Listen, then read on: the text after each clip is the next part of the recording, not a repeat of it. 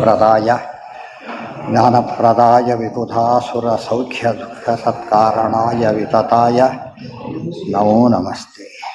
ನಾರಾಯಣಂ ಸುರಗುರುಂ ಜಗದೇಕನಾಥಂ ಭಕ್ತಪ್ರಿಯಂ ಸಕಲಲೋಕನಮಸ್ಕೃತಂಚ ತ್ರೈಗುಣ್ಯವರ್ಧಿತಮಜಂ ಬಹುಮಾದ್ಯಮೀಶಂ ವಂದೇ ಭವದ್ಭ್ರಮರಾಸುರಸಿದ್ಧವಂದ್ಯಂ. ನಾರಾಯಣಂ ನಮಸ್ಕೃತ್ಯ ನರಂ ಚೈವ ನರೋತ್ತಮಂ ದೇವೀಂ ಸರಸ್ವತೀಂ ವ್ಯಾಸಂ ತತೋ ಜಯಮುದೀರಯೇ. ನಾರಾಯಣಂ ಗುಣೈಃ ಸರ್ವೈರುದೀರ್ಣಂ ದೋಷವರ್ಜಿತಂ ಜ್ಞೇಯಂ ಗಮ್ಯಂ ಗುರುಮಿಶ್ಚಾಪಿ ನತ್ವಾ ಸೂತ್ರಾರ್ಥವುಚ್ಯತೆ. ಓಂ ಅಥಾತೋ ಜಿಜ್ಞಾಸ. ಓಂ ದೇವಂ ನಾರಾಯಣಂ ನತ್ವಾ ಸರ್ವದೋಷವಿವರ್ಜಿತಂ ಪರಿಪೂರ್ಣಂ ಗುರುಂಶ್ಚಾನ್ ಗೀತಾರ್ಥಂ ವಕ್ಷ್ಯಾಮಿ ಲೇಶತಃ. ಸಮಸ್ತಗುಣಸಂಪೂರ್ಣಂ ಸರ್ವದೋಷವಿವರ್ಜಿತಂ ನಾರಾಯಣಂ ನಮಸ್ಕೃತ್ಯ ಗೀತಾ ತಾತ್ಪರ್ಯಮುಚ್ಯತೆ. ಓಂ ಅಥ ಧರ್ಮಕ್ಷೇತ್ರೇ ಕುರುಕ್ಷೇತ್ರೇ ಸಮವೇತಾಯುತ್ಸವಃ ಮಾಮಕಾಃ ಪಾಂಡವಾಶ್ಚೈವ ಕಿಮಕುರ್ವತ ಸಂಜಯ. ಯಾವುದೀಗ ಭಾಷ್ಯ.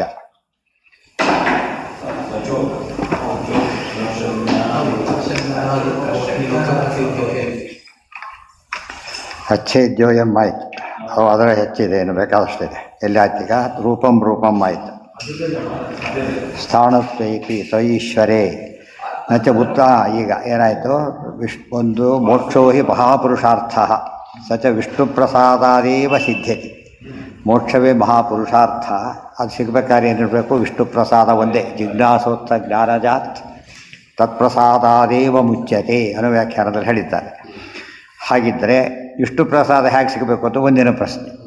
ಸಚ ಉತ್ಕರ್ಷ ಜ್ಞಾನಾದೇವ ಭವತಿ. ಸಚ ಪ್ರಸಾದ ಬರೋದು ಯಾವಾಗ? ಮತ್ತು ಅನುಗ್ರಹ ಮಾಡಿದಾಗ. ಅನುಗ್ರಹ ಯಾವಾಗ ಮಾಡ್ತಾನೆ? ಭಕ್ತಿ ಮಾಡಿದಾಗ. ಭಕ್ತಿ ಮಾಡಲಿಕ್ಕೆ ಏನು ಬೇಕು? ಜ್ಞಾನ ಬೇಕು. ಸಚ ಉತ್ಕರ್ಷ ಜ್ಞಾನಾದೇವ ಭವತಿ. ಲೋಕಪ್ರಸಿದ್ಧೇ ಹೇ. ಲೋಕದೊಳಗೂ ಅದೇ ಇರೋದು. ಯಾರು ಬೈದರೆ ಕೆಲಸ ಆಗುತ್ತೆ. ಹೋದರೆ ಏನಾಗಬೇಕು? ಹೊರಡ್ಬೇಕು. ಅದು ಇಲ್ಲದೇ ಇರೋ ಕೂಡ ಹೊರಡ್ಬೇಕು ಕೆಲವು ಸಲ. ಗೊತ್ತಾಯ್ತಾ? ಆದರೆ ಇರೋ ಕೂಡ ತಿಳ್ಕೊಳ್ಳದೆ ಹೋದರೆ ಪ್ರಸಾದ ಬರಲಿಕ್ಕೆ ಸಾಧ್ಯ ಇಲ್ಲ. ದೋಷ ತಿಳ್ಕೊಂಡಿರೋಂಥವ್ರು ಬರೋದು. ದೋಷ ಇದ್ದರೂ ತಿಳ್ಕೊಬಾರ್ದು ಮತ್ತು ಹೇಳಬಾರ್ದು. ದೋಷ ಇದ್ದರೂ ಹೇಳಬಾರ್ದು. ದೋಷ ಇಲ್ಲಿದ್ದಾಗ ಹೇಳಿದರೆ ಮಹಾಪರಾಧ. ಅದಕ್ಕೆ ಪರಮಾತ್ಮ ಏನಾಗಿದ್ದಾನೆ? ಗುಣಪೂರ್ಣ ದೋಷ ದೂರನಾಗಿರೋದ್ರಿಂದ ಸರಿಯಾಗಿ ತಿಳ್ಕೊಬೇಕಾದ್ರೆ. ಲೋಕಪ್ರಸಿದ್ಧೇ ಲೋಕಸಿದ್ಧಂ ಅವಿರುದ್ಧಂ ಅನ್ಯತ್ರಾಪಿ ಅಂಗೀಕಾರ್ಯಂ. ತುಂಬ ಇಂಪಾರ್ಟೆಂಟ್ ಲೈನ್. ಲೋಕ ದೃಷ್ಟಾಂತ ಕೊಡ್ತಾರಲ್ಲ ಮಧ್ಯೆ ಮಧ್ಯೆ. ಯಾಕೆಂದರೆ ಸರಿ ಅಂತ ಹೇಳ್ತಾರೆ. ಲೋಕಪ್ರಸಿದ್ಧಂ ಅವಿರುದ್ಧಂ ಅನ್ಯತ್ರಾಪಿ ಅಂಗೀಕಾರ್ಯಂ. ಲೋಕದಲ್ಲಿ ಏನು ಪ್ರಸಿದ್ಧವಾಗಿದೆ ಅದಕ್ಕೆ ವಿರೋಧ ಇಲ್ಲ ಅಂದರೆ ಬೇರೆ ಕಡೆ ಅದನ್ನ ಎಕ್ಸ್ಟೆಂಡ್ ಮಾಡ್ಕೋಬೇಕು ಅಂತ. ಎಕ್ಸ್ಟೆಂಡ್ ಮಾಡ್ಕೋಬೇಕು. ಆದ್ದರಿಂದ ಎಲ್ಲಿ ವಿರೋಧ ಯಾವ ಬರಬಹುದು? ಲೋಕದ ಪ್ರಸಿದ್ಧಿ ಎಲ್ಲ ಪ್ರತ್ಯಕ್ಷ ಮೂಲವಾದದ್ದು. ಗೊತ್ತಾಯ್ತು? ಆಗಮ ಮೂಲವಾದ ವಿಚಾರ ಬಂದಾಗ ವಿರೋಧ ಬರ್ಬೋದು. ಅದನ್ನು ಬಿಟ್ಟುಬಿಟ್ರೆ ಲೋಕಪ್ರಸಿದ್ಧ ನ್ಯಾಯಗಳನ್ನು ಎಲ್ಲಿ ಸೇರಿಸ್ಬೇಕು ನಾವು? ನಮ್ಮ ಶಾಸ್ತ್ರ ನಿರ್ಣಯಕ್ಕೂ ಉಪಯೋಗಿಸಲೇಬೇಕು ಅಂತ ಹೇಳ್ತಾರೆ. ನ್ಯಾಯಗಳು ಎರಡು ವಿಧ. ಲೌಕಿಕ ನ್ಯಾಯಗಳು, ಶಾಸ್ತ್ರ ನ್ಯಾಯಗಳು ಅಂಥೇಳಿ. ಲೌಕಿಕ ನ್ಯಾಯಗಳನ್ನು ಲೋಕಕ್ಕೆ ಅಪ್ಲೈ ಮಾಡಲೇಬೇಕು. ಶಾಸ್ತ್ರಕ್ಕೂ ಕೂಡ ಲೌಕಿಕ ನ್ಯಾಯಗಳನ್ನು ಹೊಂದಲು ಅಪ್ಲೈ ಮಾಡಬೇಕು. ಶಾಸ್ತ್ರೀಯ ನ್ಯಾಯಗಳನ್ನು ಮಾತ್ರ ಶಾಸ್ತ್ರ ವಿಚಾರ ಬಂದಾಗ ಪ್ರಧಾನ ಆಗೋದು. ಇಷ್ಟೆಲ್ಲ ತಿಳ್ಕೊಂಡ್ರೆ ನ್ಯಾಯದ ಬಗ್ಗೆ ವ್ಯವಸ್ಥೆ ಇದೆ. ಲೋಕಸಿದ್ಧಂ ಅವಿರುದ್ಧಂ ಅನ್ಯತ್ರಾಪಿ ಅಂಗೀಕಾರ್ಯಂ.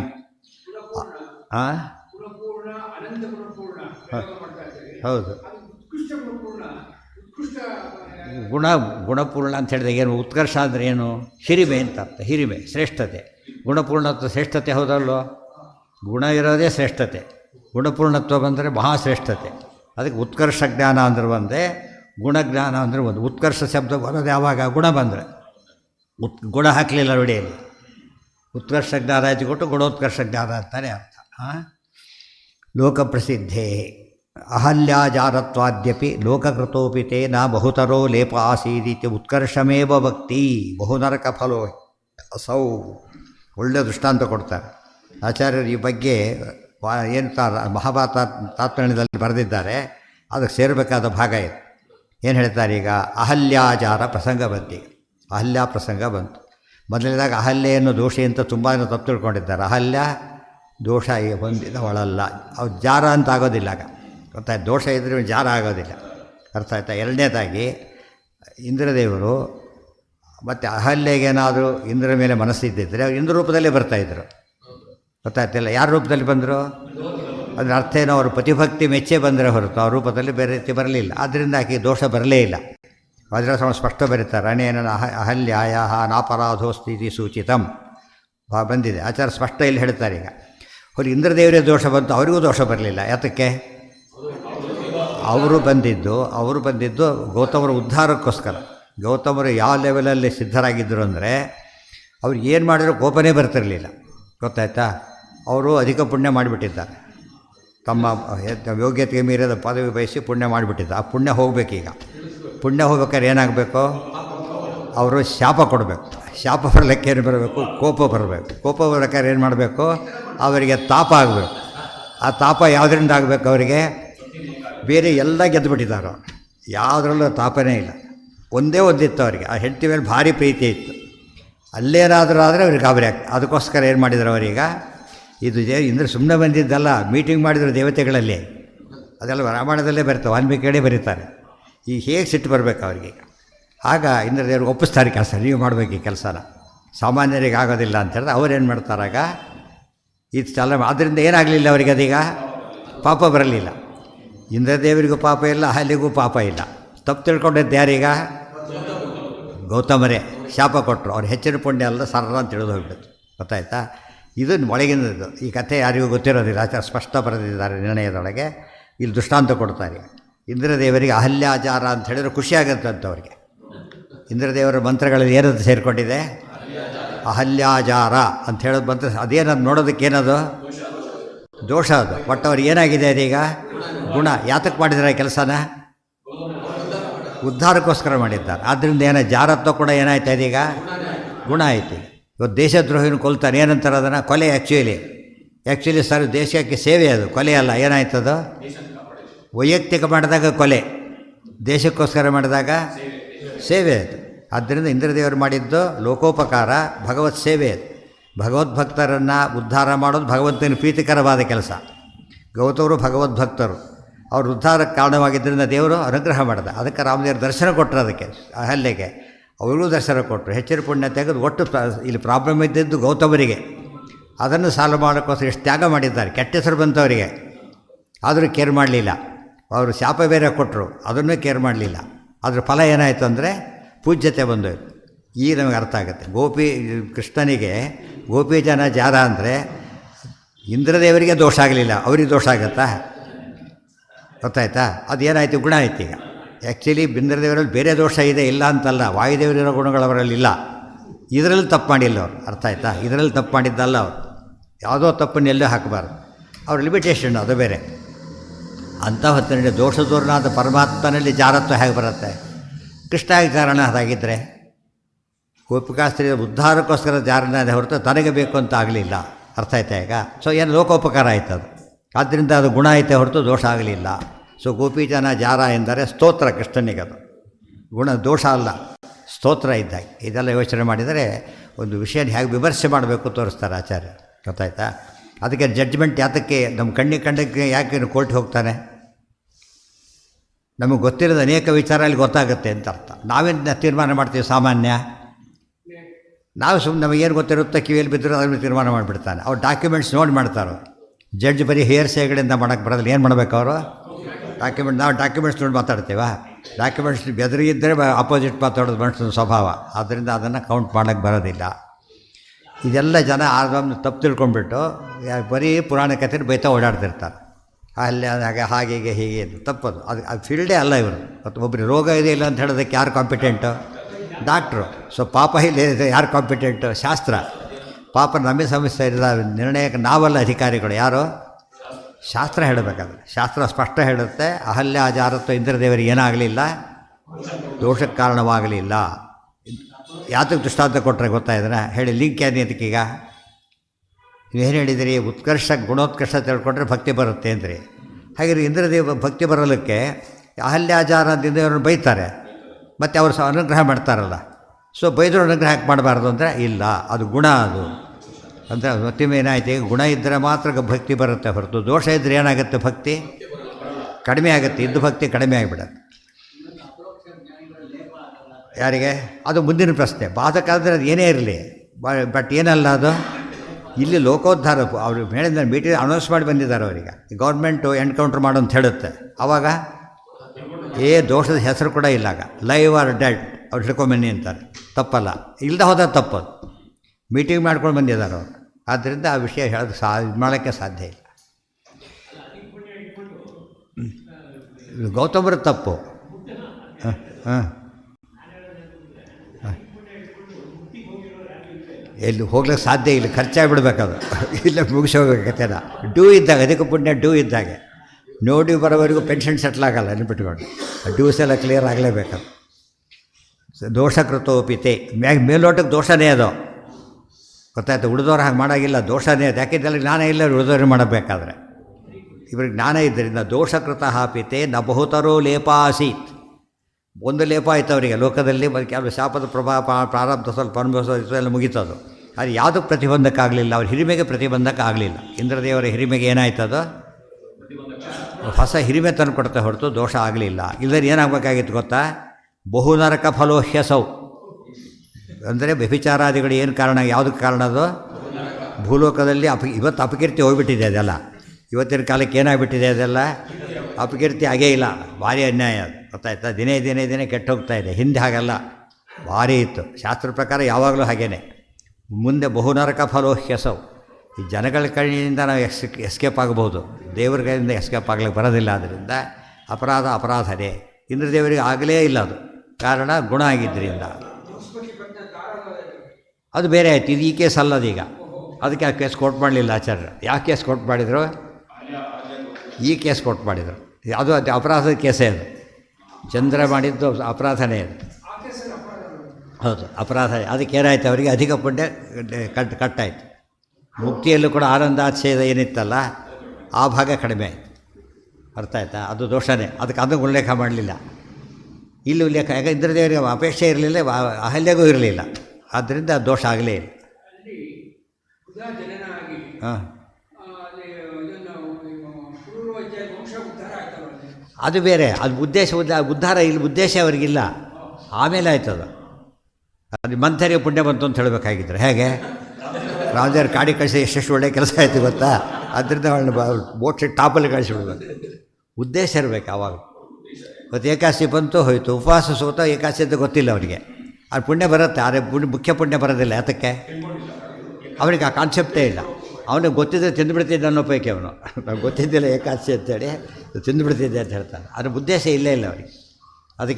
ಅದಕ್ಕೆ ಮನಸ್ಸು ಕಾರಣ. ಒಂದು ವಿಷಯದಲ್ಲಿ ಪಾಪ ಬರುತ್ತೋ ಇಲ್ಲ ಬರೋದಕ್ಕೆ ಏನು ಫೈನಲ್ಲು? ಮನಸ್ಸು ಕಾರಣ. ಮನಸ್ಸಿಗೆ ಇನ್ವಾಲ್ವ್ಮೆಂಟ್ ಇಲ್ಲದೆ ಹೋದರೆ ಏನಾಗತ್ತಾಗೋದು? ಪಾಪ ಲೇಪ ಬರೋದಿಲ್ಲ. ಅದೇ ಅಭಿಮಾನ ಬಿಡು ಅಂತ ಹೇಳೋದು. ಮನ ಏವ ಮನುಷ್ಯಾಣಂ ಕಾರಣಂ ಬಂಧ ಮೋಕ್ಷಯೋ. ಇಬ್ಬರಿಗೂ ಮನಸ್ಸು ಸರಿ ಇರೋದ್ರಿಂದ ದೋಷ ಆಗಲೇ ಇಲ್ಲ. ಅಲ್ಲಿ ಇಬ್ಬರಲ್ಲೂ ಸ್ವಲ್ಪ ದೋಷ ಬಂತಾದ್ದರಿಂದ ಅದು ಕೆಟ್ಟದಾಯಿತು. ಗೊತ್ತಾಯ್ತು? ಎರಡು ಕೇಸ್ ಅದು, ಎರಡೇ ಕೇಸ್ ಅಂತಂದು ಹೇಳಿರೋದು. ಇದೆಲ್ಲ ಹೊಸ ಕೇಸ್. ಇದು ಕೃಷ್ಣನ ಕೇಸ್ ಯಾವುದ್ರಲ್ಲಿ ಬರುತ್ತೀಗ? ಈಗ ಜಾರದು ಅಹಲ್ಯಾಚಾರತ್ವ ಇಂದ್ರದೇವರಿಗೆ ದೋಷಕ್ಕೆ ಕಾರಣವಾಗದೆ ಹೀಗೆ ಗುಣಕ್ಕೆ ಕಾರಣವಾಯಿತು. ಹಾಗೆ ಕೃಷ್ಣನ ಗೋಪಿಧನ ಜಾರತ್ವ ಅಂಬೋದೇನದು? ಅಷ್ಟು ಜನ ಉದ್ಧಾರ ಮಾಡ್ತಾನೆ ಕೃಷ್ಣ. ಆದ್ದರಿಂದ ಅದು ಅವರೆಲ್ಲ ಯಾರು? ಅಪ್ಸರಿಯರು. ಅವರಿಗೆ ದೋಷ ಇಲ್ಲ. ಅವರು ಅವ್ರದ್ದು ತಪ್ಪಲ್ಲ. ಹೀಗಾಗಿ ಇಬ್ಬರಿಗೂ ಗುಣ ಬಂತ, ದೋಷ ಬರಲೇ ಇಲ್ಲ. ಇದಿಷ್ಟು ನೋಡಿದರೆ ಬರೀತಿರೋ ಗೀತಾ ಭಾಷ್ಯ ಸ್ಪಷ್ಟೀಕರಣ ಯಾವುದಕ್ಕೆ ಕೊಡ್ತಿದ್ದಾರೆ? ಈಗ ರಾಮಾಯಣದ ಭಾಗಕ್ಕೆ ಸ್ಪಷ್ಟೀಕರಣ ಬಂತು. ಬಹುನರಕ ಫಲೋಹ್ಯಸೌ ತಸ್ಯ. ಇಂದ್ರದೇವರಿಗೆ ಎಷ್ಟು ಅದರಿಂದ ದೋಷ ಬರಲಿಲ್ಲ ಅಂದರೆ ತಸ್ಯ ನಲೋಮಚ ಮೀಯತೆ. ಅವರು ಕೂದಲು ಕೊಂಕಲಿಲ್ಲ. ಅರ್ಥ ಆಯ್ತು? ಈ ಪ್ರಸಂಗದಿಂದ ಏನೋ ಬಹುನರಕ ಫಲವಾಗಿ ಬೇಕಾಗಿದ್ದ ವ್ಯಭಿಚಾರ ಏನಾಯ್ತದ? ಜಾರತ್ವ ಗುಣಕ್ಕೆ ಕಾರಣ ಆಯ್ತಾ ಹೊರತು ಅದು ದೋಷಕ್ಕೆ ಕಾರಣವಾಗಲೇ ಇಲ್ಲ. ಅದಕ್ಕೆ ಲೋಮಾಪಿ ಒಂದು ಮಾತು ಹೇಳ್ತಾರೆ, ಕೂದಲು ಕೊಂಕೋದಿಲ್ಲ ಅಂತ ಇಡಿ ಎಂಬುದು. ಹೊತ್ತಲ್ಲ, ಕೂದಲು ಕೊಂಕೋದಿಲ್ಲ. ಅವರಿಗೆ ಕೂದಲು ಕೊಂಕಲಿಲ್ಲ. ತಶ್ಚ ನಲೋ ಇದು ಶ್ರುತ್ಯಂತರಾಚ್ಯ, ವೇದನೆ ಮಾತು ಹೇಳಿಬಿಟ್ಟಿದೆ. ಆದ್ದರಿಂದ ದೋಷವನ್ನು ತಿಳ್ಕೊಳ್ಬಾರ್ದು, ಗುಣ ತಿಳ್ಕೊಬೇಕು. ದೇವರಲ್ಲಿ ಎಲ್ಲಿ ದೋಷ ಅಂತ ತಿಳ್ಕೊಂಡಿದ್ದೀರಿ ಅದೇನಾಗಿದೆ? ನಿಜವಾಗಲೂ ಗುಣ ಆಗಿದೆ. ಯೋ ಮಾಮೇವ ಸಂಮೂಢೋ ಜಾನಾತಿ ಪುರುಷೋತ್ತಮಂ ಇತಿ ತದುಕ್ತೇಶ್ಚ. ಕೃಷ್ಣನೇ ಹೇಳ್ತಾರೆ, ನಾನು ಯಾರು ಪುರುಷೋತ್ತಮ ಅಂತ ತಿಳಿತಾರಲ್ಲ ಅವನು ನನಗೆ ಅತ್ಯಂತ ಪ್ರಿಯನಾಗ್ತಾನೆ ಅಂಥೇಳಿ. ದೋಷ ತಿಳ್ಕೊಂಡವನಂತಲ್ಲ, ಗುಣಪೂರ್ಣ ಅಂತ ಹೇಳಬೇಕು. ದೋಷ ದೂರ ಅಂತ ಹೇಳಿದರೆ ದೇವರಿಗೆ ಏನಾಗುತ್ತೆ? ಭಾರಿ ಖುಷಿ ಆಗ್ತದೆ. ಯಾಕೆ ಏನು ಹೊಗಳಿದ್ದು ಖುಷಿ ಅಲ್ಲ, ಸರಿಯಾಗಿ ತಿಳ್ಕೊಂಡಿದ್ದಾರೆ ಅಂತ ಖುಷಿ. ಗೊತ್ತಾಯ್ತಾ? ದೇವ್ರು ಯಾರು ಹೊಗಳಿದ್ರೇನು ಬಿಟ್ಟರೆ ನೇತಕ್ಕೆ. ಇವತ್ತು ಸಿಂಹ ಹೋಗ್ತಿರ್ತದೆ, ನಾಯಿ ಹೊಗಳಿದ್ರೆ ಏನಾರು ಆಗುತ್ತಾ? ಏನೂ ಇಲ್ಲ. ಯಾರಿಗೆ ಪ್ರಾಬ್ಲಮ್ ಅದು? ನಾಯಿಗೆ ಪ್ರಾಬ್ಲಮ್ ಹೊರತು ಇದಕ್ಕೆ ಪ್ರಾಬ್ಲಮ್ ಅಲ್ಲ. ಸತ್ಯಂ ಸತ್ಯಂ ಪುನಃ ಸತ್ಯಂ ಶಪಥೈಶ್ಚಾಪಿ ಕೋಟಿಭಿಃ ವಿಷ್ಣು ಮಹಾತ್ಮ್ಯಲೇಶಸ್ಯ ವಿಭಕ್ತಸ್ಯ ಚ ಕೋಟಿಧಾ ಪುನಶ್ಚಾನಂದಧಾತಸ್ಯ ಪುನಶ್ಚಾನಂತಧಾತಸ್ಯ ಪುನಶ್ಚಾಪಿ ಅನಂತಧಾ ನೈಕಾಂಶ ಸಮಮಾಹಾತ್ಮ್ಯಾಃ ಶ್ರೀಶೇಷ ಬ್ರಹ್ಮಶಂಕರಾಃ ಇತಿ ನಾರದೀಯೇ. ಈ ಶ್ಲೋಕ ಹೇಗೆ ದೇವ್ರು ಹೇಗೆ ತಿಳ್ಕೊಬೇಕು ಅಂದರೆ, ಜಸ್ಟ್ ಗ್ರೇಟ್ ಅಂತ ತಿಳ್ಕೊಬಾರ್ದು. ಒಬ್ಬರು 99 ತೊಗೊಂಡಿದ್ದಾರೆ, ಒಬ್ಬರು 98 ತೊಗೊಂಡಿದ್ದಾರೆ. 99 ತೊಗೊಂಡಿದ್ದೆ ಎಷ್ಟು ಜಾಸ್ತಿ ಅವನೀಗ? 1 ಮಾರ್ಕಲ್ಲಿ ಜಾಸ್ತಿ ಅಷ್ಟೇ, ಜಾಸ್ತಿ ಅಲ್ಲ. ಫಸ್ಟ್ ಕ್ಲಾಸು ಸೆಕೆಂಡ್ ಕ್ಲಾಸ್ ಒಂದು ಕ್ಲಾಸಲ್ಲಿ ಚೇಂಜ್ ಆಯ್ತು ಅಷ್ಟೇ. ದೇವರು ಆ ರೀತಿ ಅಲ್ಲ. ದೇವರು ನಂಬರ್ 1, ಆಮೇಲೆ ಮಹಾಲಕ್ಷ್ಮಿ. ಈ ರೀತಿ ತಿಳ್ಕೊಳ್ಳೋಕೆ ಹೋಗಬಾರ್ದು. ಮಹಾಲಕ್ಷ್ಮಿ ಹೌದು, ಬಟ್ ಜಸ್ಟ್ ಕಡಿಮೆ ಅಲ್ಲ ಅವರು. ಎಷ್ಟು ಕಡಿಮೆ? ಭಾರಿ ಅನಂತಾಂಶ ಕಡಿಮೆ. ದೇವರು ಅನಂತಾಂಶ ಜಾಸ್ತಿ ಅವರಿಗಿಂತ. ಇದು ಸ್ವಲ್ಪ ಜಾಸ್ತಿ ಸ್ವಲ್ಪ ಕಡಿಮೆ ಅಂತ ತಿಳ್ಕೊಳಕ್ಕೆ ಹೋಗಬಾರ್ದು. ತಿಳ್ಕೊಂಡ್ರೆ ತಪ್ಪೇ ಅದು. ಗೊತ್ತಾಯ್ತಾ? ಒಬ್ಬ ಕ್ಲಾಸ್ 1 ಆಫೀಸರ್ ಇದ್ದಾನೆ, ಚೀಫ್ ಅವನು. ಅವನ್ನ ಅಟೆಂಡರ್ಗಿಂತ ಸ್ವಲ್ಪ ಬೆಟರ್ ಅಂತ ತಿಳ್ಕೊಂಡ್ರೆ ಆಗುತ್ತಾ? ಎಷ್ಟು ಬೆಟರ್ ಆತೀಗ? Incomparably great. ಅದನ್ನು ಅರ್ಥ ಮಾಡಿಕೊಂಡ್ರೆ ಅದು ಜ್ಞಾನ. ದೇವರಿದ್ದಾನೆ ಭಾರಿ ದೊಡ್ಡವನು, ಒಮ್ಮೊಮ್ಮೆ ಅವನೂ ತಪ್ಪು ಮಾಡ್ತಾನೆ, ಆಯ್ತಲ್ಲ. ದೇವರಿಗೆ ಕಣ್ಣಿಲ್ಲ ಅಂತ ಹೇಳೋದಿಲ್ಲ. ದೇವರು ಅನ್ಯಾಯ ಮಾಡಿಬಿಟ್ಟ, ದೇವರಿಗೆ ಕಣ್ಣಿಲ್ಲ ಮಾತು ಹೇಳ್ತಾರೋ ಇಲ್ಲ. ದೇವರಿಗೆ ಗೊತ್ತೇ ಆಗೋದಿಲ್ಲ. ನಾವು ಜೋರಾಗಿ ಕೂಗಿದ್ರೆ ಕೇಳಿಸುತ್ತಿದ್ರೆ ಕೇಳಿಸೋದೇ ಇಲ್ಲ. ಇವೆಲ್ಲ ದೋಷಗಳೇ. ಅದಕ್ಕೆ ದೇವ್ರು ಏನು ಮಾಡಿದಾರೆ ಗೊತ್ತಾ? ಮನಸ್ಸಲ್ಲೇ ಅಂದ್ಕೊಂಡು ದೇವರಿಗೆ ಜಾಸ್ತಿ ಕೇಳಿಸುತ್ತೆ ಅಂತ ಹೇಳ್ತಾರೆ. ಯಾಕೆ ಮನಸ್ಸಲ್ಲಿ ಇರೋದು ನೋಡೋದಕ್ಕೆ ಯಾರಿಗಿದೆ? ಅಯ್ಯೋ ಅಂತಃ ಪ್ರವೇಶ್ಯ. ಜಪ ಎಲ್ಲ ಹೇಗೆ ಮಾಡಬೇಕು? ಯಾವಾಗಲೂ ಮನಸ್ಸಲ್ಲಿ ಮಾಡಬೇಕು. ದೇವರಿಗೆ ಅತ್ಯಂತ ಪ್ರೀತಿ ಅದು. ಕೇಳಿಸಾಗ ಮಾಡಬಾರ್ದು. ಕೇಳಿಸಾಗ ಮಾಡಿದರೆ ಅದು ಶಕ್ತಿ ಕಡಿಮೆ ಆಗುತ್ತೆ. ಅದು ದೇವರಿಗೆ ಏನು ಬೇಕಿಲ್ಲ ಅಂತ ಆಯ್ತು. ಈಗ ಕೂಗೋದು ಕಿರ್ಚೋದು ಬೇಕಿಲ್ಲ ಅಂತ ಆಯ್ತಲ್ಲ. ಅದು ಇಲ್ಲದೆ ಹೋದರೆ ತಪ್ಪಾಗುತ್ತೆ. ದೇವರಲ್ಲಿ ಯಾವ ದೋಷ ತಿಳ್ಕೊಂಡ್ರೂ ತಪ್ಪೇ ಅದು. ಅದೇ ಕಣ್ಣಿಗೆ ಎಲ್ಲ ಹೋಗುತ್ತೆ, ಬರೀ ಕಣ್ಣೊಂದೇ ಹೋದ್ರೆ ಪುಣ್ಯ. ದೋಷ ಅಲ್ಲ, ದೋಷ ಅಂಧನಮಸ್ಯೆ ಕಾರಣ. ಸಣ್ಣ ಪುಟ್ಟ ದೀಕ್ಷೆ ಕೊಡೋದಿಲ್ಲ. ಸತ್ಯಂ ಸತ್ಯಂ ಪುನಃ ಸತ್ಯಂ ಇದು ಹೇಳ್ಬೇಕಾದ್ರೆ ಹೇಗೆ ಹೇಳ್ತಾರೆ ಗೊತ್ತಾ? ಸತ್ಯಂ ಸತ್ಯಂ ಪುನಃ ಸತ್ಯಂ ಶಪಥೈಶ್ಚಾಪಿ ಕೋಟಿಭಿಃ. ಈ ಶಪಥ ಒಂದು ಸರ್ತಿ ಮಾಡೋದಿಲ್ಲ, ಎಷ್ಟು ಸರ್ತಿ ಮಾಡ್ತೀವಿ ಇದನ್ನು? ಕೋಟಿಭಿಃ, ಕೋಟಿ ಸರ್ತಿ ಹೇಳಿ. ಕೋಟಿ ಶಬ್ದಕ್ಕೂ ಕೋಟಿ ಅಲ್ಲ, ಅನಂತ. ಏನಂತ? ವಿಷ್ಣು ಮಾಹಾತ್ಮ್ಯ ಲೇಶಸ್ಯ ವಿಭಕ್ತಸ್ಯ ಚ ಕೋಟಿಧ. ವಿಷ್ಣು ಮಾಹಾತ್ಮ್ಯ ಇದೆ, ಅದು ಸ್ವಲ್ಪ ತಗೋಬೇಕು, ಭಾಳ ಅಲ್ಲ. ಅದನ್ನು ಕೋಟಿ ಪಟ್ಟು ಕಡಿಮೆ ಮಾಡಬೇಕು, ಮತ್ತೆ ಡಿವೈಡ್ ಮಾಡಬೇಕು. ಅದಕ್ಕೂ ಯಾರು ಸಾಟಿ ಅಲ್ಲ? ಶ್ರೀ ಬ್ರಹ್ಮ ರುದ್ರೇಂದ್ರ ಆ ದೇವತೆಗಳು ಒಟ್ಟಾಗಿ ಸೇರಿದರೂ ಸಾಟಿಯಲ್ಲ. ಎಲ್ಲ ದೇವತೆಗಳು ಒಟ್ಟಾಗಿ ಹಿಂದೆ ಮುಂದೆ ಆಗೋದವರೆಲ್ಲ ಎಲ್ಲ ಸೇರಿಸಿ ಎಷ್ಟಾಗ್ತಾರೆ? ದೇವರ ಮುಂದೆ ಫ್ರಾಕ್ಷನ್ನು ಅಷ್ಟು ಕಡಿಮೆ ಆಗಿಬಿಡ್ತಾರೆ ಅಂತೇಳಿ. ಇದು ದೇವರ ಮಹಿಮೆ. ಆಗ ದೇವರಲ್ಲಿ ವಿಷ್ಣುರ ಅತ್ಯುತ್ತಮತ್ವ ಅಖಿಲ ಗುಣಗಣೈ ತತ್ರ ಭಕ್ತಿಂ ಗರಿಷ್ಠಾಂ. ಇದು ದೊಡ್ಡದು. ವಿಷ್ಣು ಮಹಾತ್ಮ್ಯ ಲೇಶಸ್ಯ ವಿಭಕ್ತಸ್ಯಾಪಿ ಕೋಟಿಧ ಪುನಶ್ಚಾನಂತಧಾತಸ್ಯ ಪುನಶ್ಚಾಪಿ ಅನಂತಧ. ಇದು ಎಷ್ಟು ಚೆನ್ನಾಗಿದೆ ವಾಕ್ಯ ನೋಡಿ. ವಿಷ್ಣು ಮಹಾತ್ಮ್ಯ ತೊಗೊಳ್ಳಿ, ಅದು ಒಂಚೂರು ತೊಗೊಳ್ಳಿ, ಕೋಟಿ ಭಾಗ ಮಾಡಿ, ಅದು ಅನಂತ ಭಾಗ ಮಾಡಿ, ಅದರಲ್ಲಿ ಒಂದು ಭಾಗ ತೊಗೊಳ್ಳಿ, ಅದರ ಅನಂತ ಭಾಗ ಮಾಡಿ, ಅದರಲ್ಲಿ ಒಂದು ಭಾಗ ಮತ್ತೆ ಅನಂತ ಭಾಗ ತೊಗೊಳ್ಳಿ, ಅದರ ಒಂದಕ್ಕೆ ಸಾಟಿ ಅಲ್ಲ. ಅದು ಎಷ್ಟು ಒತ್ತು ಕೊಡ್ತಾರೆ ದೇವರು ಎಷ್ಟು ದೊಡ್ಡವನು ಅಂತ ಹೇಳೋದಕ್ಕೆ. ಏನದು? ಆ ಮಟ್ಟದಲ್ಲಿ ನೋಡಬೇಕು ದೇವರನ್ನ. ಹೇಳ್ತಿಲ್ಲ. ಈಗ ಆಕಾಶಕ್ಕೆ ಯಾವ ಸೈಂಟಿಸ್ಟು ಏನು ಹೇಳಿಲ್ಲ, ಎಂಡಿದೆ ಅಂತ ಹೇಳಿಲ್ಲ. ಗೊತ್ತಾಯ್ತಿಲ್ಲ. ಎಷ್ಟು ಸೇರಿಸಿದ್ರು ನಮ್ಮ ಗೂಗಲ್ ನೋಡ್ತಾ ಹೋದಂತ ಏನಾಗುತ್ತೆ? ಈಗ ಮೊದಲು ನಾವು ಸಣ್ಣವರು, ಮನೆ ಸಣ್ಣದು, ಬೀದಿ ಸಣ್ಣದು, ಊರು ಸಣ್ಣದು, ದೇಶ ಸಣ್ಣದು, ಹೋಗ್ಬಿಡುತ್ತೆ ಆ ಕಡೆ. ಪೂರ್ತಿ ನೋಡಿದ್ರೆ ಏನೇನೂ ಕಾಣಿಸೋದಿಲ್ಲ. ಆ ಸ್ಥಿತಿ ಬಂದುಬಿಡುತ್ತೆ. ಅಷ್ಟಾದರೂ ಝೀರೋ ಅಲ್ಲ, 10 ಅಂತೀವಲ್ಲ, ಅಷ್ಟೇ ಹೊರತು ಝೀರೋ ಆಗೋದಿಲ್ಲ. ದೇವರು ಇಷ್ಟು ದೊಡ್ಡವನು ಅಂತ ತಿಳ್ಕೊಂಡ್ರೆ ಅದು ಮಹಾತ್ಮ ಜ್ಞಾನ ಹೊರತು ಸ್ವಲ್ಪ ದೊಡ್ಡವನು ದೇವ್ರ ಗುಡಿಯಲ್ಲಿ ಮಾತ್ರ ಇರ್ತಾನೆ, ಬಾಗಿಲಾಕಿ ಬಿಟ್ರೆ ಅವ್ರಿಗೆ ನಾವು ಕಾಣಿಸಲ್ಲ, ಅವನಿಗೆ ಕಾಣಿಸೋದಿಲ್ಲ. ಇವೆಲ್ಲ ತಿಳ್ಕೊಂಡ್ರೆ ದೇವ್ರ ಬಗ್ಗೆ ಏನೇನೂ ತಿಳ್ಕೊಂಡಾಗಲ್ಲ, ತಪ್ಪದು. ಆಫೀಸರ್ ನೋಡ್ತಾರೆ, ಆಫೀಸರ್ ಮನೆ ಬರೋದಿಲ್ಲ, ಸದ್ಯ ಪೀಡೆ ಹೋಯ್ತು ಅಷ್ಟೇ. ಆ ರೀತಿ ದೇವ್ರು ಹೇಳಾಗಿಲ್ಲ. ಮನಸ್ಸಿನೊಳಗೆ ಇಲ್ಲದ ಜಾಗನೇ ಇಲ್ಲ. ಪುನಶ್ಚಾನಂತಧಾತಸ್ಯ ಪುನಶ್ಚಾಪಿ ಅನಂತದ. ಇದೆಲ್ಲ ಯಾತಕ್ಕೆ ಹೇಳಿದ? ಅನಂತ ಶಬ್ದಕ್ಕೆ ಅರ್ಥ ಈಗ ದೇವರ ಅನಂತ ಗುಣ ಮಹಾತ್ಮ್ಯ, ಅನಂತಪಟ್ಟು ದೊಡ್ಡವನು ಅನ್ನೋದಕ್ಕೆ ಯಾವ ರೀತಿ ತಿಳ್ಕೊಬೇಕು ಅಂತ ಹೇಳ್ತಾರೆ. ಈ ರೀತಿ ತಿಳ್ಕೊಂಡಾಗ ಆಗ್ತಾನೆ ಹೊರತು ನಮ್ಮ ಸ್ವಲ್ಪ ದೊಡ್ಡವನು ಸ್ವಲ್ಪ ಜಾಸ್ತಿ ಇರ್ಬೋದು ಆ ಥರ ತಿಳ್ಕೊಂಡ್ರೆ ಅಲ್ಲ. ನೈಕಾಂಶ ಸಭಾ ಮಹಾತ್ಮ್ಯಾ ಶ್ರೀಶೇಷ ಬ್ರಹ್ಮಶಂಕರಾ ಇತಿ ನಾರದೀಯೇ.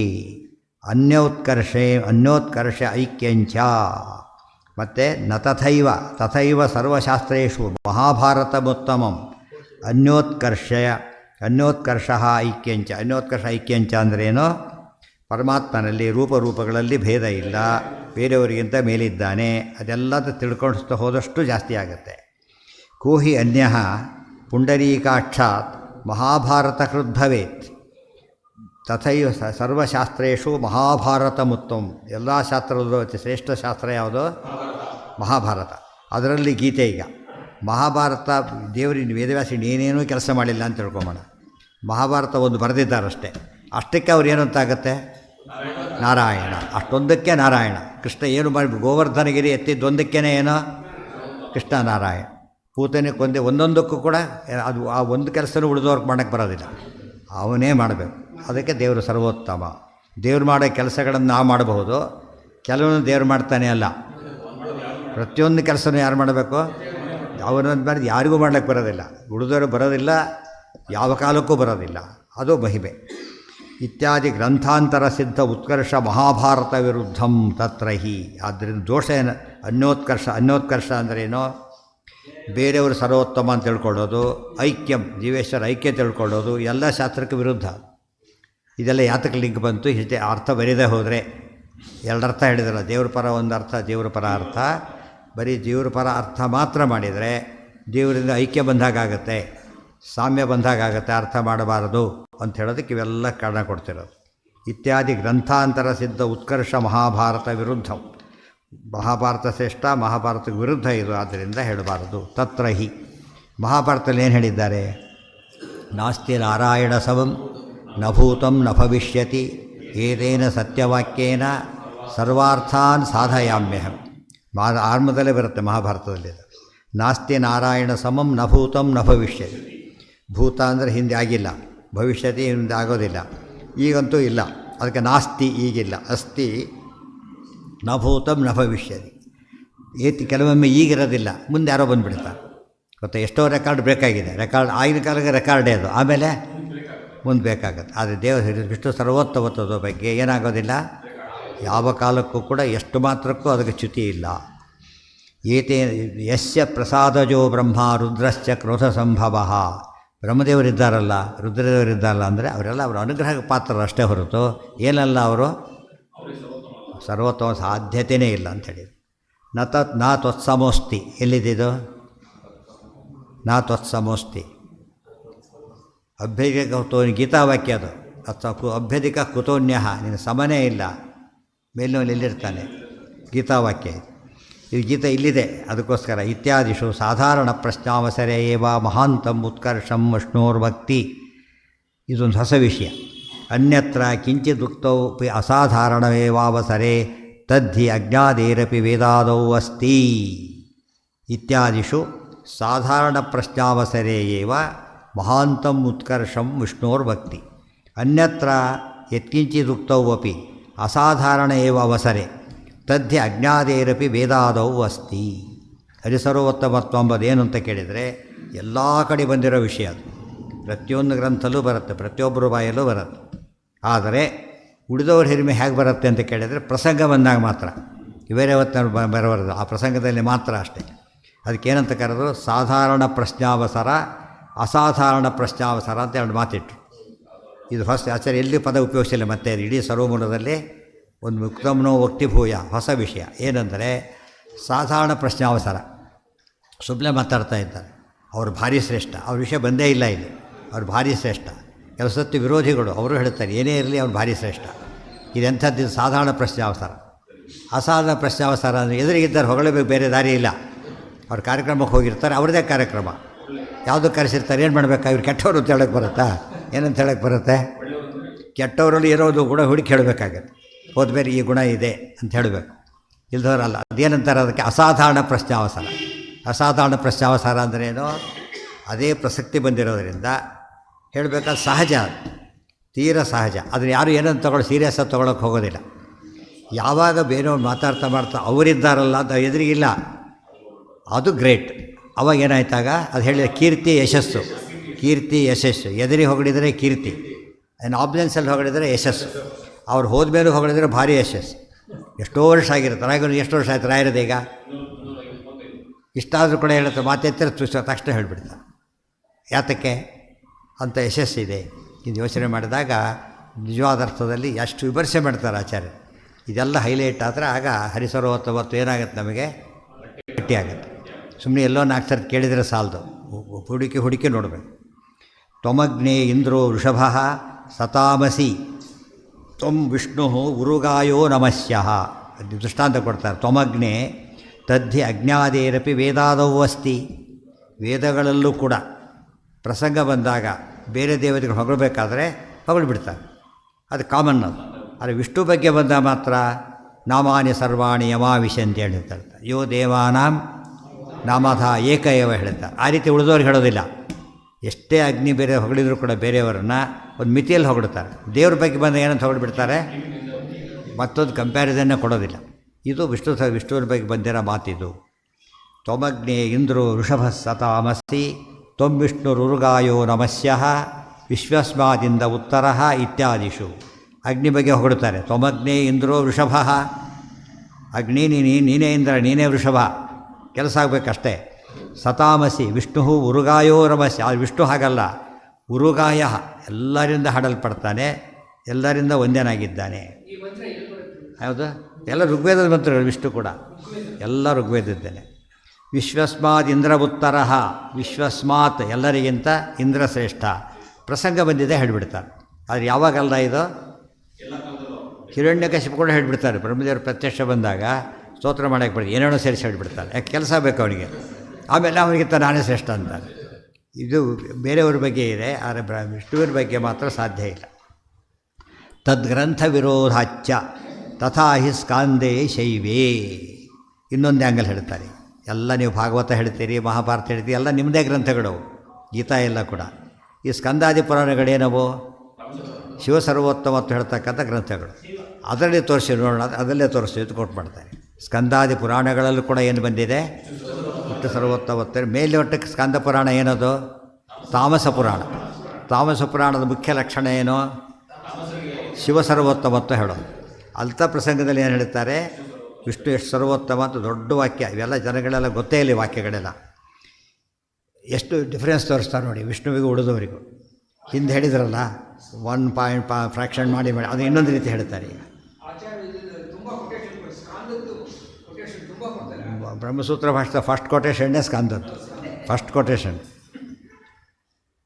ಯದಂತರಂ ವ್ಯಾಘ್ರ ಹರೀಂದ್ರಯೋರ್ವನೆ ಯದಂತರಂ ಮೇರು ಗಿರೀಂದ್ರ ವಿಂಧ್ಯಯೋ ಯದಂತರಂ ಸೂರ್ಯ ಸೂರ್ಯಡ್ಯ ಬಿಂಬಯೋ ತದಂತರಂ ರುದ್ರ ಮಹೇಂದ್ರಯೋರಪಿ ಯದಂತರಂ ಸಿಂಹ ಗಜೇಂದ್ರಯೋರ್ವನೆ ಯದಂತರಂ ಸೂರ್ಯ ಶಶಾಂಕಯೋರ್ದಿವಿ ಯದಂತರಂ ಜಾಹ್ನವಿ ಸೂರ್ಯಕನ್ಯಯೋ ತದಂತರಂ ಬ್ರಹ್ಮಗಿರೀಶಯೋರಪಿ ಯದಂತರಂ ಪ್ರಳಯಜವಾರಿ ವಿಪ್ಲುಷೋ ಯದಂತರಂ ಸ್ತಂಭ ಹಿರಣ್ಯಗರ್ಭಯೋ ಸ್ಫುಲಿಂಗ ಸಂವರ್ತಕಯೋರ್ಯದಂತರಂ ತದಂತರಂ ವಿಷ್ಣು ಹಿರಣ್ಯಗರ್ಭಯೋ. ನೋಡಿ ಎಷ್ಟು ಒಂದೊಂದೇ ಕಂಪೇರ್ ಮಾಡ್ತಾ ಬಂದು ಯಾವ್ಯಾವ ದೇವರಿಗೆ ಎಷ್ಟೆಷ್ಟು ಡಿಫ್ರೆನ್ಸ್ ಇದೆ ಅಂತ ಹೇಳ್ತಾ ಬಂದು ವಿಷ್ಣುವಿಗೆಲ್ಲ ಗ್ಯಾಪೇ ಇಲ್ಲ, ಅಷ್ಟು ಮೇಲಿದ್ದಾರೆ ಅಂತ ಹೇಳ್ತಾರೆ. ಯದಂತರಂ ಅದು ಹೇಳಿದ್ರೆ 4 ಗುಣ 8 ಗುಣ ಹಾಗೆಲ್ಲ ಹೇಳ್ತಾ ಬರ್ತಾರೆ. ಮೇಲೆ ಹೋಗ್ತಾ ಹೋಗ್ತಾ 4, 8, 10, 20 ಹೇಳ್ತಾ ಬರ್ತಾರೆ. ಆಮೇಲೆ ರುದ್ರದೇವ ಗರುಡಶೇಷರು ಮ್ಯಾಕ್ಸಿಮಮ್ ಆಯಿತು. ಅವರಿಗಿಂತ ಸಡನ್ಲಿ 100 ಪಟ್ಟು, ಮಧ್ಯೆ ಯಾರಲ್ಲೂ 100 ಪಟ್ಟಿಲ್ಲ. ರುದ್ರದೇವರಿಂದ ಪ್ರಾರಂಭಿಸಿಬಿಟ್ಟು ಲೋಯೆಸ್ಟ್ ಇರೋವರೆಗೂ ಎಷ್ಟು ಡಿಫ್ರೆನ್ಸ್ ಇಲ್ಲ, 100 ಗುಣ ಡಿಫ್ರೆನ್ಸ್ ಇಲ್ಲ. ಆದರೆ ಇವರಿಗೆ ಸಡನ್ನಾಗಿ ಸರಸ್ವತಿ ಎಷ್ಟು ಮೇಲೆ ಹೋಗಿಬಿಡ್ತಾರೆ, 100 ಗುಣ ಮೇಲೆ ಹೋಗಿಬಿಡ್ತಾರೆ. ಅವರಿಗಿಂತ ಸಡನ್ನಾಗಿ ಯಾರು ಹೋಗ್ತಾರೆ, ಬ್ರಹ್ಮ 100 ಗುಣ ಹೋಗ್ತಾರೆ. ತಕ್ಷಣ ಮಹಾಲಕ್ಷ್ಮಿ 1,000,000 ಗುಣ ಹೋಗಿಬಿಡ್ತಾರೆ. ಆಮೇಲೆ ಮಹಾಲಕ್ಷ್ಮಿ ಅಲ್ಲಿಂದ ಮಹಾಲಕ್ಷ್ಮಿಗಿಂತ ನಾರಾಯಣ ಅನಂತಗಳು. ಇದೆಲ್ಲ ಗ್ರಾಫ್ ಹಾಕಿಬಿಟ್ರೆ ನಾರಾಯಣ ಗ್ರಾಫ್ ತೋರಿಸೋಕ್ಕೆ ಬರೋಲ್ಲ.